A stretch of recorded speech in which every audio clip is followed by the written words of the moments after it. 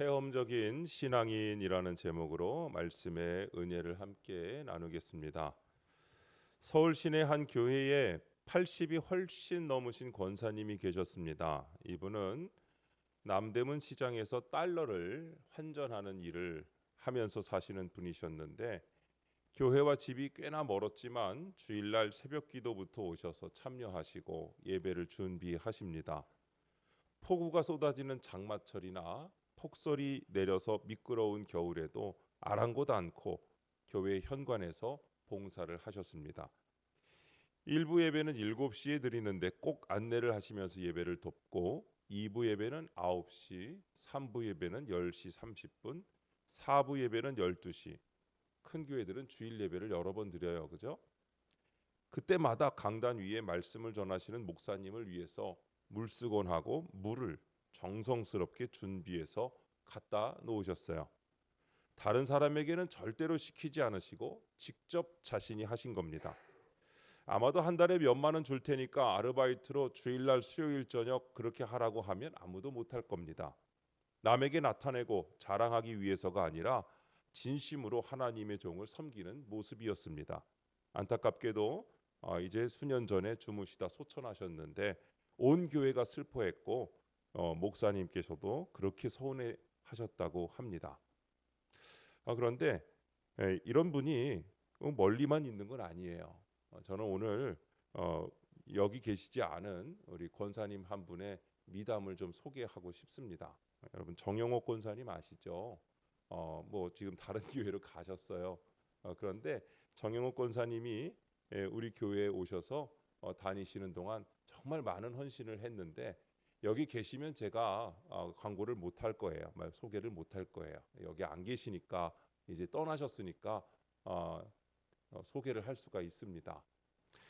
정영옥 권사님이 우리 교회에 오셔서 처음에 이 교회에 화장실이 어른들이 화장실이 너무 불편해 보인다고, 본인도 불편하다고 하시면서 수세식 화장실 변기를 거길 고치는 거를 돈을 내겠다고 하셔서 이름 절대 얘기하지 말아달라고 그래서 제가 지금까지 비밀로 지키고 얘기하지 않았어요. 그래서 그 변기를 고치셨고, 또 목사님 필요하신 게 또 없느냐고 그래서 제가 우리 저 식당에 그 바닥에 앉아서 식사를 하는데 좀 이렇게 그 의자에 앉아서 했으면 좋겠다고 했더니 그 돈을 또 내셔가지고 여러분 점심 때마다 식사하실 때 의자에 앉아서 테이블에 앉아서 식사를 하시게 되셨죠. 또 그러다가 보일러가 저희가 망가져갖고 보일러 값이 없어서 어떻게 하나 광고를 했더니 또 저한테 전화가 왔어요. 목사님, 아무한테도 말씀하지 마시고 보일러 값을 낼 테니까 보일러를 고쳤으면 좋겠다고. 그래서 그 보일러 값을 내서 보일러를 새로 놨죠. 이렇게 여러 가지 해서 그런가 보다 했는데, 이분이 지난번 우리 그 김진원 장로님이 캄보디아에 우물을 놔야 되는 것을 또 이렇게 했을 때 그 우물을 놓는 것을 권사님 혼자서 다 내셨어요. 그래서 그 큰 우물을 놓고 그 사진을 찍어서 누구라고 밝히지 않고 그렇게 했으면 좋겠다고 그렇게 해서 드렸어요. 우리 정영옥 권사님이 그렇게 하신 이유는 전에 다니던 교회에서 하나님 앞에 이렇게 제가 드리겠다고 서원한 것이 있는데 그 서원한 것을 드리지 못하고 교회를 옮기셨대요. 그래서 우리 교회에 오셔서 하나님께 한 약속을 지키고 싶어서 그때 했던 약속이 필리핀 같은 그 지역에 우물을 하나 파주는 걸 서원을 했는데 못 드렸다는 거예요. 어떻게 좀 엇갈려가지고. 그래서 우리 교회 와서 그런 일을 하신다고 그렇게 말씀을 하시면서 진짜 이름 없이 빚도 없이 섬겼던 그런 미담이 있는데, 제가 오늘 이렇게 얘기하지 않으면 이제는 언제 그 권사님이 얘기를 할 수 있을까 하는 생각도 들고, 지금 물론 건강하게 이웃교회 잘 다니고 계세요. 그런데 제가 소개를 해야 될 것 같은 생각이 들어서 여러분께 말씀을 드렸습니다. 여러분, 이렇게 희생하고 헌신하는 신앙, 하나님의 교회는 이름 없이 빚 없이 희생하고 헌신하는 분들에 의해서 세워져 가고 자라는 것입니다. 여러분 아시다시피 정영옥 권사님은 생활보호 대상자로 지정이 되어 계신 분이세요. 돈이 많으신 분이 아니세요. 그래도 하나님께 드리려고 그렇게 모아서 그렇게 드린 것을 여러분 생각하셔야 합니다. 이렇게 희생하고 헌신하는 신앙이 된 것은요, 머리로 알고 있는 지식의 신앙이 아닙니다. 실제적으로 자신의 삶 가운데서 살아계신 하나님을 만난 체험 신앙 때문이죠.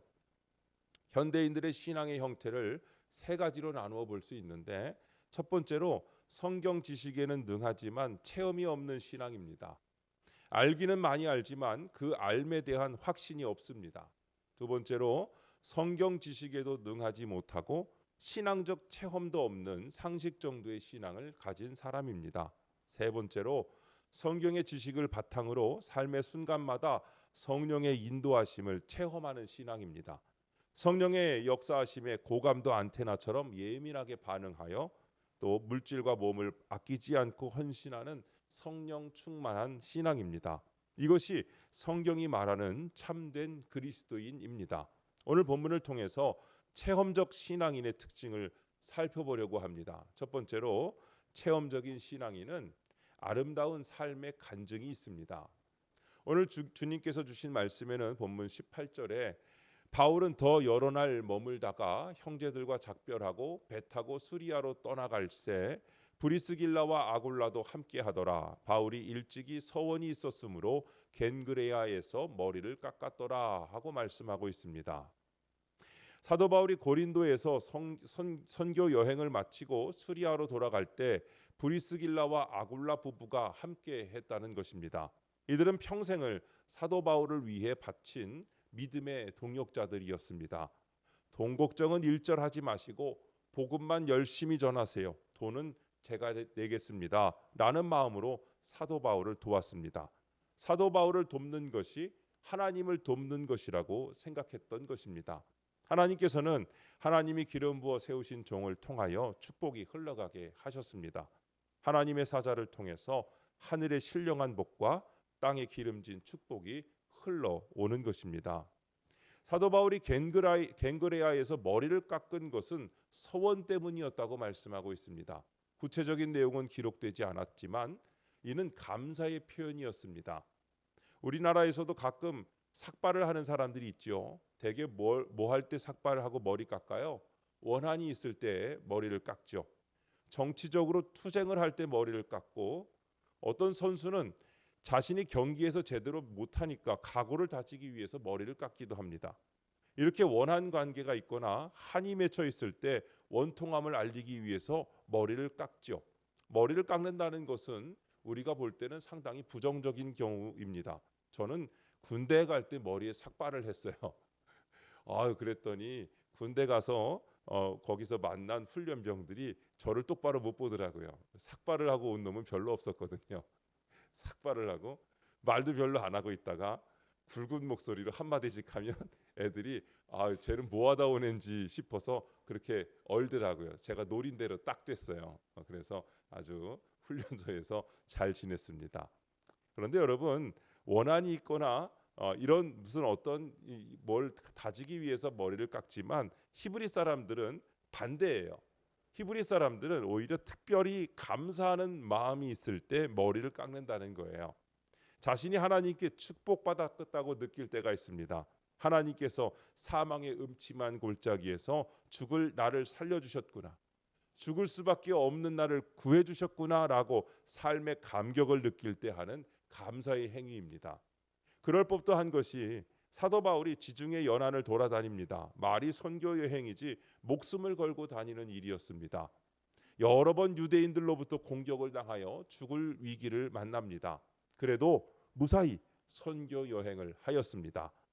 이에 대한 감격과 감사의 표현이 바로 머리를 깎는 서원이었습니다. 하나님께서 나에게 이 일을 이루게 하시고, 하나님께 내가 이 일을 하기 위해 결단하였고 약속하였을 때 하나님이 끝까지 지켜주셔서 이 일을 감당하게 하신 것에 감사합니다.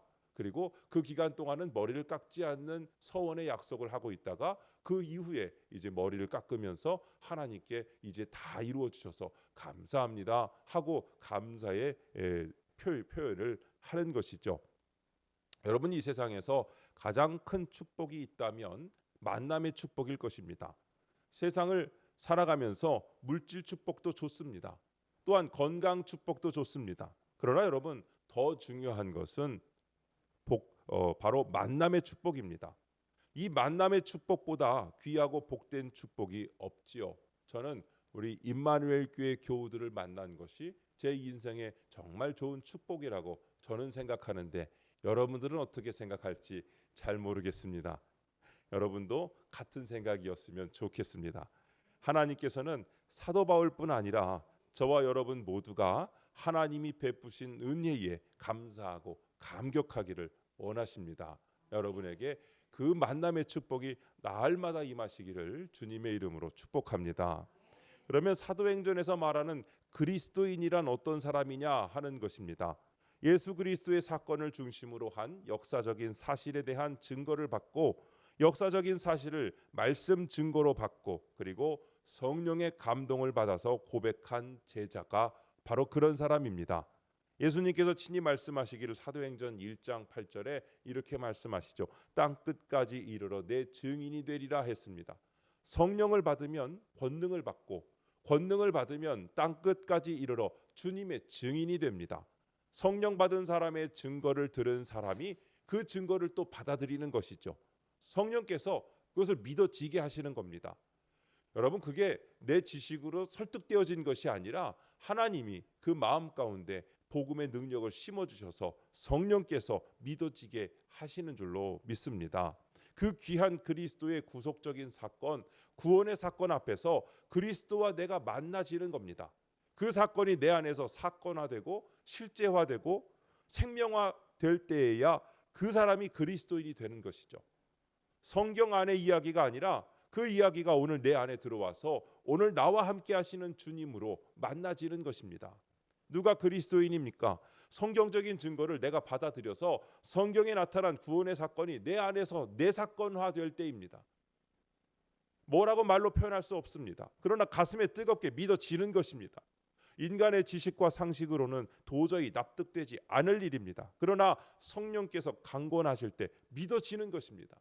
그런 점에서 성경의 세계와 믿음의 세계는 인간의 지식과 논리를 초월하는 초논리의 세계입니다. 가난하여도 병들었어도 또한 고난 가운데 있어도 주님이 내 안에 들어와 계심으로 그 주님으로 인하여 평안한 바로 그런 모습인 것을 여러분께 말씀을 드립니다. 성경을 많이 외우고 있다고, 많은 지식이 있다고, 모든 종교 예식에 다 빠짐없이 참석했다고 해서 교인이 되는 게 아닙니다. 다시 말해서 내가 예수님을 직접 만나는 그런 체험을 접하게 될 때 비로소 우리는 그리스도인이 되는 것입니다. 사도 바울이 머리를 깎은 것은 그런 체험적인 신앙으로 삶의 간증을 고백하는 마음으로 한 것입니다. 두 번째로, 체험적인 신앙인은 하나님의 뜻에 따라 사명을 감당합니다. 오늘 주님께서 주신 말씀 19절부터 21절을 보니까 에베소에 와서 그들을 거기 머물게 하고 자기는 회당에 들어가서 유대인들과 변론하니 여러 사람이 더 오래 있기를 청하되 허락하지 아니하고 작별하여 이르되 만일 하나님의 뜻이면 너희에게 돌아오리라 하고 배를 타고 에베소를 떠나라고 말씀하고 있습니다. 바울은 선교를 위해 회당을 찾았지만 자기만 들어가고 다른 사람들은 밖에 있도록 했습니다. 왜냐하면 회당에 들어가면 핍박이 있고 얻어맞을 수도 있었기 때문입니다. 당신들은 여기 계시오. 나 혼자 들어가서 전도하겠소. 핍박이 있고 고난이 있으면 나 혼자 당하겠소 라는 사도 바울의 배려였던 것이죠. 바울은 철저히 하나님의 뜻을 따라 움직였습니다. 내 생각, 내 유익을 앞세우지 않고 성령님의 인도하심에 따라 가라 하시면 가고 머물라 하시면 머물렀습니다.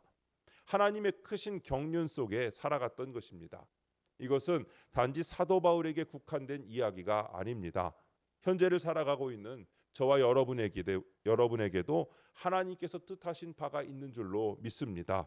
하나님께서 하시고자 하는 일이 있다는 것을 믿음의 눈으로 보고 바르게 행동할 때 복 있는 삶을 살아가게 되는 것입니다. 바울은 하나님의 뜻이면 다시 만날 것을 약속했습니다. 이미 하나님께 헌신했기 때문에 가능한 고백입니다. 바울처럼 사명을 감당하며 하나님의 뜻에 따라 살아가는 저와 여러분 되시기를 바랍니다. 세 번째로 체험적인 신앙인은 교회를 세우는 헌신이 있습니다. 오늘 주님께서 주신 말씀 22절 23절을 보니까 가이사랴에 상륙하여 올라가 교회의 안부를 물은 후에 안디옥으로 내려가서 얼마 있다가 떠나 갈라디아와 부르기아 땅을 차례로 다니며 모든 제자를 굳건하게 하니라 라고 말씀합니다. 여기 나오는 가이사랴는 로마의 수비대가 주둔하는 군사적인 요충지였습니다. 로마가 세계를 군사력으로 정복했죠. 그 힘을 유지하기 위해서 가이사랴에 군대를 주둔하게 하고 로마의 평화에 균형을 유지하게 했습니다. 이곳은 사도행전 초기에 복음이 유대인의 장벽을 넘어 이방인에게 전해진 대표적인 장소로 베드로와 고넬료의 만남으로 유명한 곳이죠. 백부장 고넬료의 가정에 복음이 전해진 것을 여러분 아실 겁니다. 세례를 베풀게 되고 그래서 교회가 태어나게 된 것입니다. 이것은 인간의 지식과 계획으로 될 일이 아닙니다. 이렇게 바울은 복음이 전해진 지역을 다시 방문하여서 하나님의 교회가 더욱 든든히 자랄 수 있도록 하였습니다. 비록 본문에서는 두세 줄로 간단히 기록되어 있지만 실제로는 며칠 밤낮을 계속하여 걸어다니면서 해야 됐던 쉽지 않은 일이었습니다. 하나님의 교회가 태어나고 자라기까지 여러분 수많은 종들의 기도와 헌신이 있었다는 사실을 기억하시기 바랍니다. 지금 우리 주변에도 보면 크고 작은 교회들이 많이 있습니다. 우리 음성지방에 감리교회만 17교회고 또 다른 교단까지 하면 굉장히 많은 교회들이 있습니다. 그런데 여러분 그 교회 하나가 세워지기까지 얼마나 많은 눈물의 기도와 아름다운 헌신이 있는지 모르죠. 교회가 너무 많다고 빈정거리는 사람들도 있습니다. 그런데 여러분 그 종탑이 그냥 세워지는 게 아니잖아요. 누군가의 헌신으로 세워지는 겁니다. 산과 건물을 통째로 얻었든 전세를 얻었든 월세를 얻었든 누가 그냥 주는 거 아니잖아요. 누군가의 희생을 통해서 세워지는 겁니다. 그렇게 생각하고 보면 십자가 종탑 하나하나가 얼마나 귀한 것인지 모릅니다.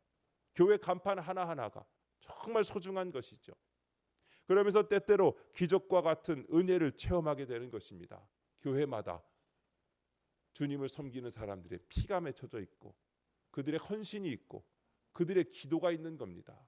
어느 교회는 우습게 볼 수 있는 교회고 어느 교회는 뭐 그렇게 또 대단한 교회가 아닌 것이죠. 모든 교회가 주님의 몸된 교회로서 누군가의 피를 통하여 누군가의 땀을 통하여 헌신을 통하여 세워진 귀한 교회라는 것을 우리는 알아야 됩니다.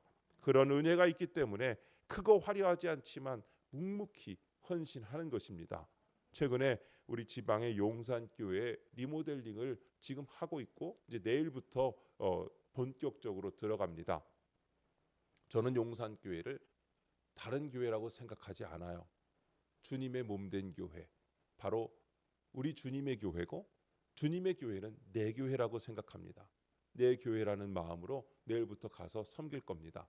그런데 여러분 그래서 그 교회의 리모델링을 추진할 때 제가 감리사로서 더 앞장서서 그것을 추천하고 또 계속해서 이렇게 응원하고 격려했습니다. 그 교회가 교회를 세우는 사람들이라는 그 좋은 단체에서 선정이 돼가지고 했는데 보통은 2천만 원 안에서 교회 리모델링하고 끝내주는 게 다예요. 그것도 굉장한 일이죠. 왜냐하면 재료값만 2천만 원이니까 거기에 공임은 그분들이 오셔서 섬겨주시는 거거든요. 헌신해 주시는 거예요. 그분들을 또한 마음이 이 교회가 누구 교회가 아니라 하나님의 교회이기 때문에 주님의 몸된 교회이기 때문에 내 교회라고 생각하고 와서 섬기는 겁니다. 그것도 대단한데 거기 회장 목사님이 오셔서 사택도 보니까 너무 엉망인 거예요. 그래서 거기는 우리 교회에서 섬기겠다고 해서 사택도 다 고쳤어요. 보일러도 새로 깔고 사택의 안에 뭐 싱크대도 새로 놓고 뭐 욕실도 다 새로 하고 완전히 다 새로 했어요. 보일러 바닥부터 다 뜯어내 갖고 새로 다 했어요. 눈에 보이는 건 겉에만 똑같이 그냥 옛날 교회지 속은 완전히 바뀌었습니다. 이제 그 본당도 그 보일러 전부 다 밑에 바닥 마룻바닥 다 뜯어내고 그 밑에 전부 다 콘크리트로 다시 잘 깔고 이제 거기 안에 예배당 리모델링만 이번 닷새 동안 집중적으로 할 계획입니다. 저는 그 교회가 그렇게 다시 리모델되는 것은 누군가의 개인적인 욕심이 아니라 하나님께서 계획하신 일이라고 저는 생각합니다. 여러분, 그 일을 통해서 하나님께서 영광 받으시고 그 예배당을 통해서 누군가의 영혼이 구원되어지고 또한 그 일을 통하여 하나님의 나라가 더 넓어지는 일이 생겨나게 될 줄로 믿습니다. 남의 일이라 생각하지 않고 내 일이라 생각하고 주님 일이라 생각하고 섬기는 헌신하는 마음이 우리에게도 필요하다고 저는 생각합니다. 여러분, 우리 지금 섬기고 있는 임마누엘 교회뿐만 아니라 우리가 보이는 모든 교회가 귀하고 소중하다는 사실을 알았으면 좋겠습니다. 그런 의미에서 우리 교회에 방문하여 우리 교회를 섬겨주신 많은 분들이 계신 거 여러분 아시잖아요. 그분들한테 줄 때는 받을 때는 고맙다고 그러지만 우리가 다른 사람한테 다른 교회에 베풀 때는 아까워한다면 그건 뭔가 말이 안 되는 거 아닙니까? 우리도 누군가의 도움을 받고 누군가의 섬김을 받아서 누군가의 헌신을 받아서 그분들도 내 교회라 생각하고 주님의 교회니까 내 교회고 내가 섬기는 마음으로 와서 섬기신 것처럼 우리도 또한 그런 섬기는 마음을 가져야 한다라는 것을 여러분 아시기를 바랍니다. 네 번째로 체험적인 신앙인은 성경 충만과 성령 충만을 추구합니다. 오늘 주님께서 주신 말씀에는 24절 25절에 알렉산드리아에서 난 아볼로라 하는 유대인이 에베소에 이르니 이 사람은 언변이 좋고 성경에 능통한 자라. 그가 일찍이 주의 도를 배워 열심으로 예수에 관한 것을 자세히 말하며 가르치나 요한의 세례만 알따름이라 하고 말씀합니다. 2000년 전 당시 세계에서 가장 큰 도시는 로마였고 그 다음에 큰 도시가 바로 알렉산드리아였습니다. 알렉산드리아에는 주전 332년에 알렉산더 대왕이 자신의 이름을 위해서 계획적으로 세운 도시예요. 그러니까 오래된 도시는 아닙니다. 우리나라의 일산이나 분당 같은 신도시라고 생각하면 됩니다. 역사가 그리 길지 않기 때문에 이곳의 주민은 모두 다른 지역에서 이주해온 사람들로 이루어져 있습니다. 이곳은 애굽 사람, 로마 사람, 헬라 사람, 유대 사람 이렇게 크게 4개의 민족이 어울려 살았고 종교 생활이나 학문과 철학적인 생활이 개방적이고 자유로운 지역이었습니다. 히브리의 종교와 헬라의 철학과 로마의 정치가 공존하는 곳이었습니다. 아볼로는 이곳에서 태어나고 자란 인물로 헬라 철학과 히브리 종교에 능통했습니다. 인간적으로 보면 부족한 점이 없었습니다. 그런데 영적으로는 한 가지가 크게 부족했습니다. 율법을 통해서 요한의 세례까지는 가르칠 수 있었지만 예수님의 십자가 고난과 죽으심, 부활하심에 대해서는 잘 몰랐던 겁니다. 성경 지식은 많았지만 복음에 대해서는 아직 미완성이었습니다. 사람은 많이 공부했다고 다 아는 것은 아닙니다. 아는 것만 알지 모르는 것은 모릅니다. 어쩌면 공부하면 할수록 내가 모르는 것이 더 많다는 것을 깨닫게 됩니다. 아볼로가 불완전한 말씀을 회당에서 전할 때 브리스길라와 아굴라는 모른 척하지 않고 그렇다고 잘난 척하지도 않았습니다. 정중하게 바울에게 배웠던 복음의 내용으로 아볼로를 교정해주고 아볼로는 또 그것을 겸손하게 받아들였습니다. 이후에 아볼로가 아가야 지방으로 건너가서 완전한 복음을 전했을 때 그가 은혜로 말미암아 믿는 자들에게 많은 유익을 주었다고 기록되고 있습니다. 이전에는 율법적인 지식으로 가르쳤지만 이제는 은혜의 복음을 전하게 된 것입니다. 여러분, 누구나 처음부터 완전할 수는 없습니다. 누구나 다 부족하죠. 그러나 말씀을 듣고 보고 배울 때 알지 못했던 사실들이 정리가 되고 실력이 늘고 믿음과 신앙이 자라는 것입니다.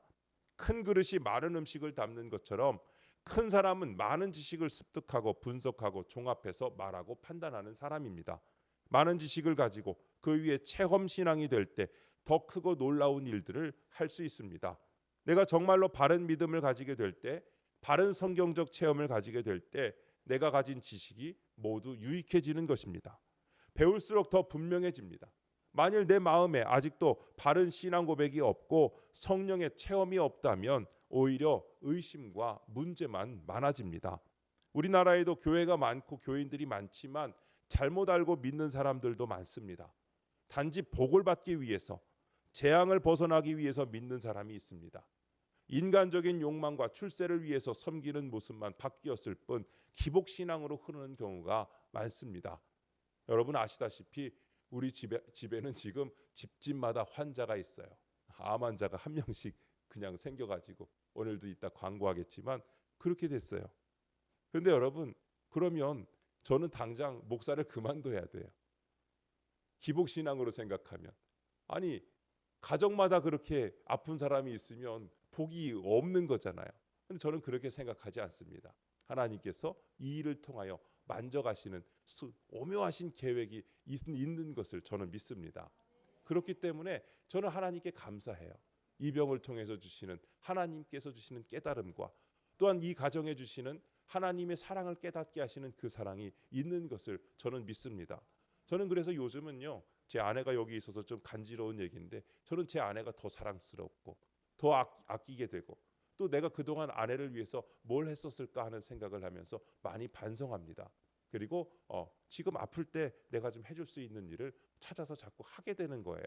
조금 힘들고 어려워도 그 일을 통해서 우리 가족이 또한 다시 하나 되고 더 기뻐지고 더 깊어지고 더 사랑하면서 이 일을 통해서 하나님이 우리 가정을 더 업그레이드 해주시는 놀라운 계획을 깨닫게 됩니다. 여러분 저는 우리나라의 모든 신앙이 만약에 기복신앙으로 흐른다면 아픈 사람이 있으면 그렇게 되는 거예요. 내가 무슨 죄가 있어서 내가 벌 받나 보다.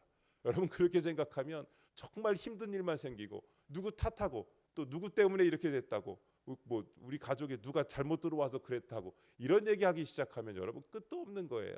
서로 탓하다가 싸우다가 난리 나고 풍지박산 납니다. 여러분 하나님이 주시는 허락하신 고난은 그 가정에 하나님의 만지심을 통하여 다시 새롭게 하시는 은혜가 있는 줄로 믿으시기를 바랍니다. 우리가 주일마다 설교 말씀을 듣고 배우고 수요일에 성경 공부도 하고 또 매일 큐티하는 이유는 하나님의 말씀에 대해서 바르게 정리하기 위해서입니다. 어려서부터 교회를 다녀서 알기는 알아도 정리가 되어 있지 않으면 흔들리기 쉽습니다.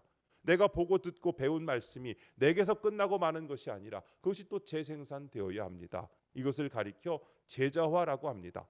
오늘 저는 말씀을 통하여 체험적 신앙인이 되기 위해 구체적인 실천 과제들을 여러분께 드리고자 합니다.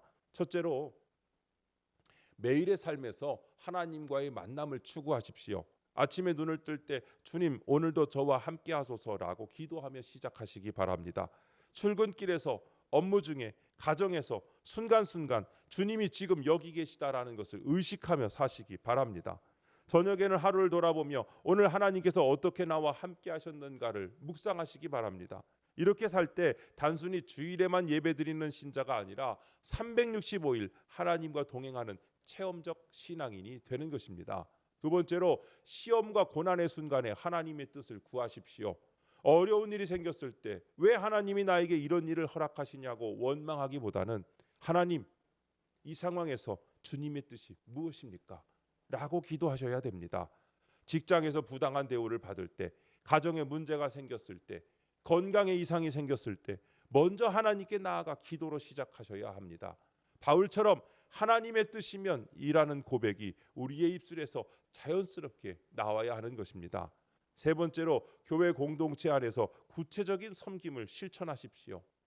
서론에서 소개한 그 권사님처럼 또 제가 소개한 정용옥 권사님처럼 이름 없이 빚 없이 섬기는 일을 찾아서 하시면 됩니다.